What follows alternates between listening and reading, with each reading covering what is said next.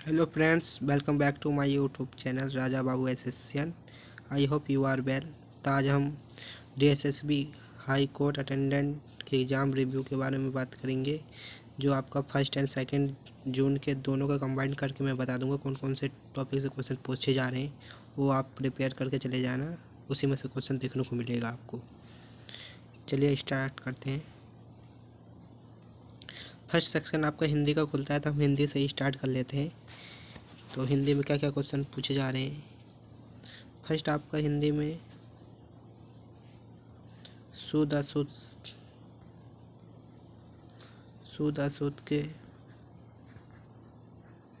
2 से 3 क्वेश्चन देखने को मिलेंगे। ठीक है, मैं आपको ये इरेज करता रहूँगा, आप देख लीजिएगा, चाहे राइट कर लीजिएगा। ठीक है, शुद्ध अशुद्ध के 2 से 3 क्वेश्चन मिलेंगे आपको। मुहावरे से भी 2 क्वेश्चन देखने को मिला है। एंड अनेकार्थी के ज़्यादा क्वेश्चन देखने को मिल रहे हैं, 3 से 4। तो इसको ज़रूर पढ़ के जाइएगा आप। फिर उसके बाद आपके कारक से क्वेश्चन देखने को मिला है। कारक, क्रिया विशेषण, इन सब से 2-2 क्वेश्चन देखने को मिले हैं। उसके बाद आपका सबसे इम्पोर्टेंट तत्सम तद्भव, इससे भी आपको 2 क्वेश्चन देखने को मिला है।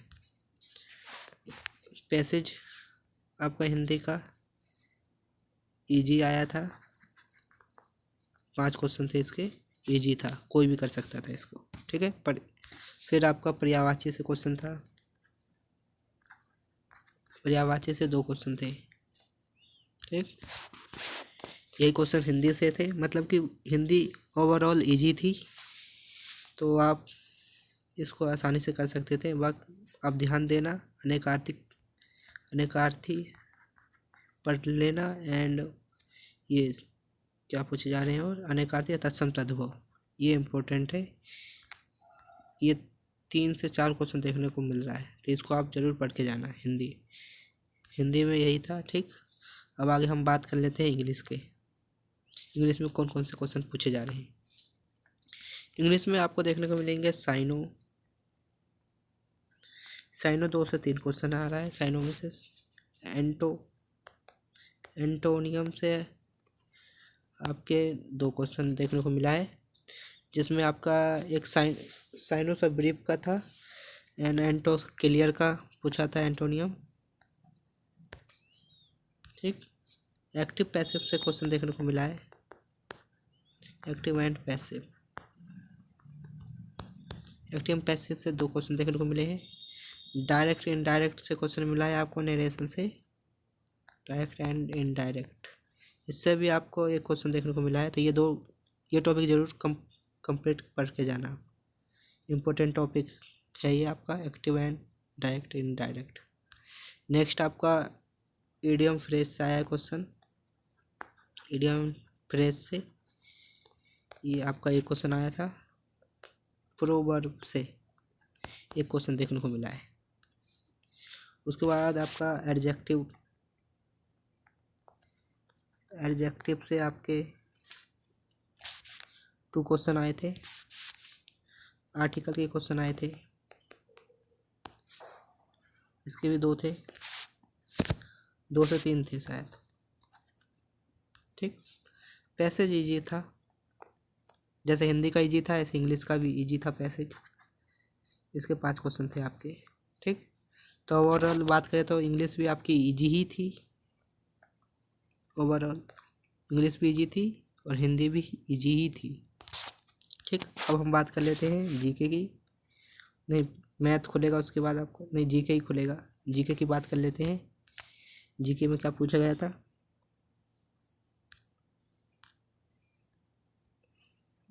हाँ, बात कर लेते हैं जीके की। जीके में पॉलिटी से ज़्यादा क्वेश्चन आ रहे हैं आपके, तो पॉलिटी का रिवीजन ज़रूर करके जाए आप। 6 से 7 क्वेश्चन देखने को मिलेंगे, शायद 8 आ रहे हैं। 6 से 7 क्वेश्चन देखने को मिलेंगे आपके पॉलिटी से। उसके बाद आपके हिस्ट्री का क्वेश्चन आया है, हिस्ट्री से भी 2-3 क्वेश्चन देखने को मिले हैं। जिसमें आपका एक डच से आया था, डच ने सबसे पहले फैक्ट्री कहाँ पे इस्टेब्लिश की थी, ये क्वेश्चन था। 1 जनवरी का शायद, 1 जून को ये मॉडर्न हिस्ट्री से देखने को मिली थी। तो मॉडर्न हिस्ट्री भी यार आप पढ़ के ज़रूर जाना। मॉडर्न हिस्ट्री में आपका हो गया कांग्रेस के बारे में, इसके इस्टेब्लिश एंड आपके जितने इम्पोर्टेंट डेट्स हैं वो आप पढ़ के ज़रूर जाइएगा। उसके बाद करंट अफेयर्स। करंट अफेयर्स में आपके 3 से 4 क्वेश्चन आए थे करंट अफेयर्स में, जो आपको पढ़ के जाना है। लास्ट 6 मंथ का ही पूछा जा रहा है, इससे पीछे नहीं पूछ रहा हो। तो आपको ये अपॉइंटमेंट से एक क्वेश्चन मिलेगा, आपको देखने को मिलेगा। अपॉइंटमेंट से पूछा गया था।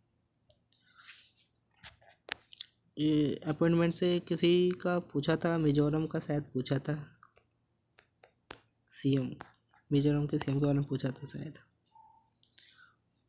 एंड जियोग्राफी से आपको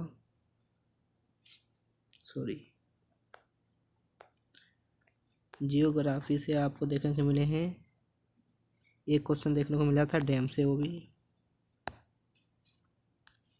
उसके बाद आपको पॉलिटी में मैं बता देता हूँ 2-3 क्वेश्चन कहाँ से पूछे जा रहे हैं। आर्टिकल्स पढ़ के जाना आप, ये टॉपिक इम्पोर्टेंट है, आर्टिकल्स पढ़ के जाना। उसके बाद डीएसपी पढ़ लेना आप, इससे एक क्वेश्चन आया है, डीएसपी से एक क्वेश्चन देखने को मिला है। उसके बाद आपको मिला है यूपीएससी का आर्टिकल पूछा था शायद, यूपीएससी का आर्टिकल पूछा था, ये आर्टिकल ज़रूर पढ़ लेना आप। अमेंडमेंट पढ़ लेना, अमेंडमेंट भी इम्पोर्टेंट है, अमेंडमेंट से भी देखने को मिला है क्वेश्चन शायद। 2 क्वेश्चन आपको बायो से देखने को मिलेगा। तो बायो में जैसे डिसीज हो गया, आप उसे पढ़ के जाना। एंड ये हो गया बस, जीके के लिए इतना ही। जीके में यही क्वेश्चन पूछे जा रहे हैं। तो जीके को हम कह सकते हैं इजी से मॉडरेट कह सकते हैं जीके। इसमें अगर आप 17 से 18 क्वेश्चन भी अटेम्प्ट सही कर लेते हैं, बिल्कुल करेक्ट, तो आपके लिए सही सेफ रहेगा। ठीक है। उसके बाद हम लास्ट टॉपिक बचा हमारा, लास्ट सब्जेक्ट कौन सा बचा हमारा, मैथ के बारे में बात कर लेते हैं। मैथ में कौन कौन से क्वेश्चन देखने को मिला है आपका। सबसे इम्पोर्टेंट है आपका प्रॉफिट एंड लॉस से 3 से 4 क्वेश्चन देखने को मिले हैं, जिसमें आपका डिस्काउंट भी इसी में है, डिस्काउंट भी मैंने इसी में ऐड कर दिया है। 3-4 क्वेश्चन में ही सक्सेसिव डिस्काउंट देखने को मिलेगा आपको। उसके बाद आपका एसआई एंड सीआई से 2 क्वेश्चन आया है, एक एसआई से क्वेश्चन था, एक सीआई से था, simple interest and compound interest. ठीक है।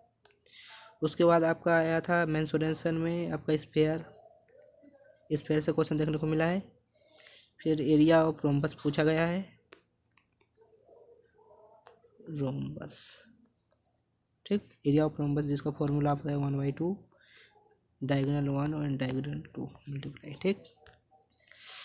कल के क्वेश्चन को 1 जून में आया था शायद, आपका वॉल्यूम से आया था शायद, वॉल्यूम से मेल्टिंग वाला आया था क्वेश्चन, जिसका फॉर्मूला 4/3 RQ होता है। मेल्टिंग करना था, मतलब कि मिलाना था, छोटे से बड़े को, छोटे मिला के बड़ा बनाना था शायद, वॉल्यूम। ठीक। उसके बाद क्वेश्चन था आपका टाइम एंड डिस्टेंस, डिस्टेंस नहीं था, हाँ, टाइम एंड स्पीड से क्वेश्चन था, डिस्टेंस ही होता है टाइम एंड डिस्टेंस से। इससे आपको 2 क्वेश्चन देखने को मिला था। ठीक। उसके बाद था आपका डिविडेंड एंड डिवाइजर से एक क्वेश्चन देखने को मिला है, डिविडेंड से, जैसे कि 1 जून को आया था, 11 का डिविजिबिलिटी रूल पूछा था। ठीक है। उसके बाद आपका क्वेश्चन देखने को मिला है पाइप एंड सिस्टम से, नल एंड टंकी,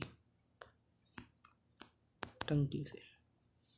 2 क्वेश्चन थे, इजी इजी थे।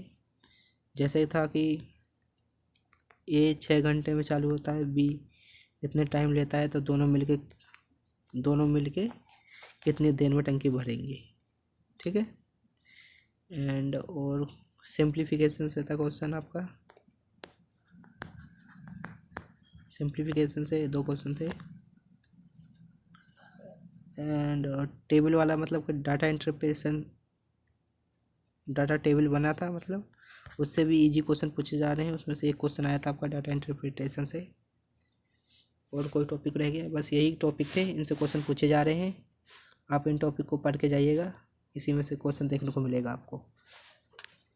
एंड अटेंडेंस की बात कर लेते हैं, अटेंडेंस कितनी देखने को मिल रही है।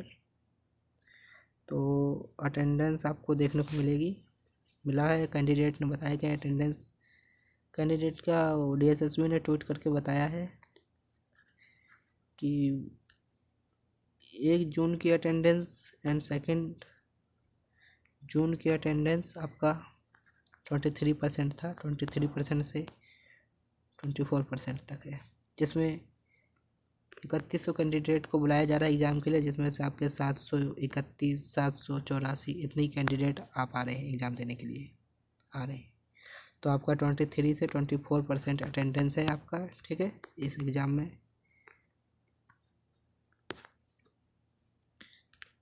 तो यही था, यही टॉपिक्स आप पढ़ के जाइए। आगे आगे जिनका एग्ज़ाम है बस ये टॉपिक्स कर लीजिए, इससे बाहर आपको देखने को नहीं मिलेगा क्वेश्चन। अगर आपको वीडियो अच्छी लगी हो तो लाइक एंड कमेंट जरूर करें, सब्सक्राइब जरूर कर दें हमारे चैनल को इसी तरह के अपडेट पाने के लिए। थैंक यू सो मच, मिलते हैं नेक्स्ट वीडियो में।